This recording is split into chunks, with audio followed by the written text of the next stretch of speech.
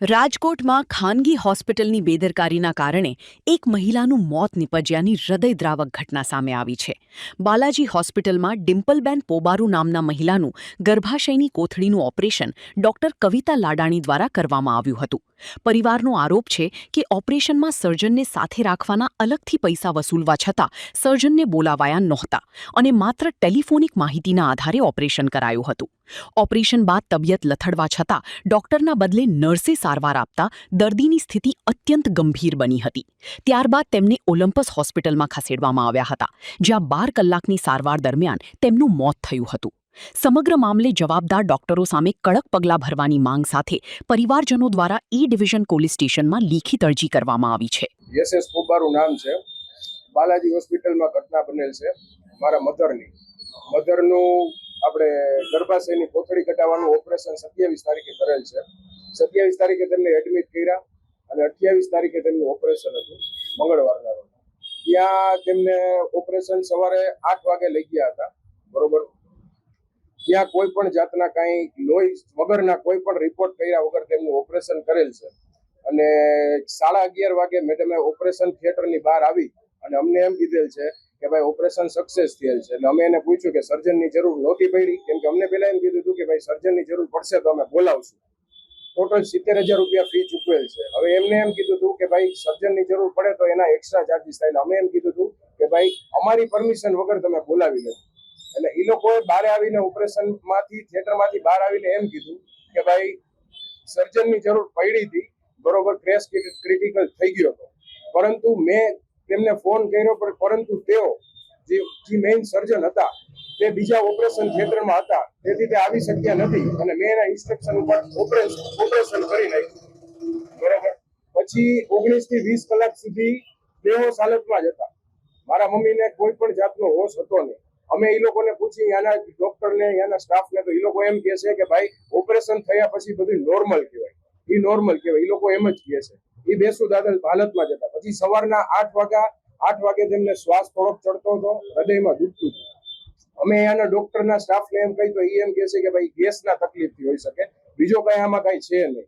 એટલે અમે એમ કહી કે ભાઈ મેડમને બોલાવો. મેડમ 8 થી 10 વાગ્યા સુધી કોઈ આવેલ છે નહીં. પછી 10:30 મેડમ જયારે રાઉન્ડમાં આવ્યા, બરોબર, ત્યારે એને આવીને ધબકારા ચેક કર્યા. ધબકારા એના 167 હતા અને બીપી 76 હતું, બરોબર. એટલે એમના એમડી ને બોલાવ્યા અને એમડી એમ કીધું કે ભાઈ આમને લોહીના ગઠ્ઠા જામી ગયા હોય એવું લાગે છે અમને, એટલે અમે એક ઇન્જેક્શન દઈશી, એનાથી જો ફેર ન પડે તો કાર્ડિયોલોજિસ્ટનો સંપર્ક કરવો પડશે. અમે કીધું ઓકે.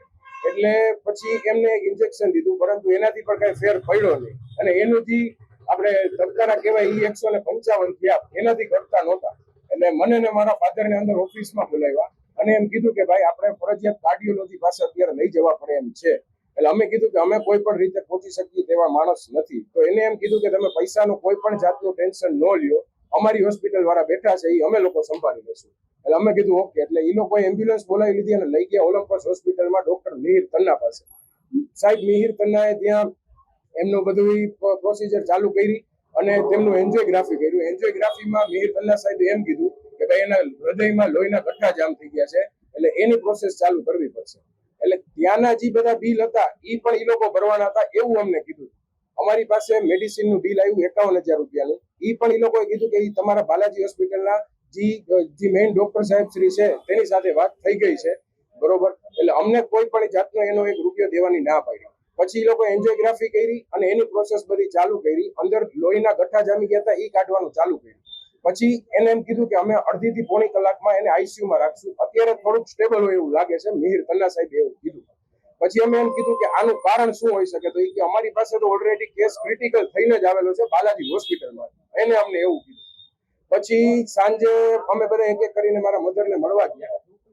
થોડુંક સારું હતું, પણ ધબકારા એના નોર્મલ નહોતા થતા અને બીપી પણ નોર્મલ નહોતું થતું. પછી સાંજે 9 વાગ્યાની આસપાસ એ લોકોએ એ રીતે કીધું કે ભાઈ વેન્ટિલેટર ચડાવવું પડે એમ છે. એટલે અમે એમ કીધું કે કાંઈ વાંધો નહીં. એ લોકોએ કોઈ પણ જાતની અમારી પરમિશન લીધા વગર વેન્ટિલેટર ચડાવી દીધું, સીપીઆર એને ચાલુ કરી દીધો અને શોર્ટ ટ્રીટમેન્ટ પણ ચાલુ કરી દીધી, બરોબર.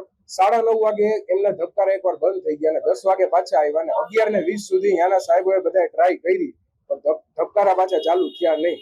એટલે બાલાજી હોસ્પિટલની બેદરકારીને લીધે મારા મધર એક્સપાયર થઈ ગયા અને અમારી પાસે અંદાજે 1.5 થી 2 લાખ રૂપિયાનું ત્યાં બિલ થયું હશે, પરંતુ અમારી પાસેથી એક પણ રૂપિયો લેવામાં આવ્યો નથી. એટલે બાલાજી હોસ્પિટલના વાકની લીધે થયું હોય તો જ ન માંગે ને. પોલીસને અમે એ ડિવિઝને અરજી કરેલ છે, ત્યાં પીઆઈ સાહેબને પણ મળેલું છે, એને પણ એમ કીધું છે કે અમે અમારી પ્રોસેસ થશે એટલી ફાસ્ટ કરશું અને રિપોર્ટ પીએમ રિપોર્ટ પણ એફએસએલમાં ગાંધીનગર ગયો. ઓપરેશન કરાયું હતું ડોક્ટર કવિતાબેન દાદાને.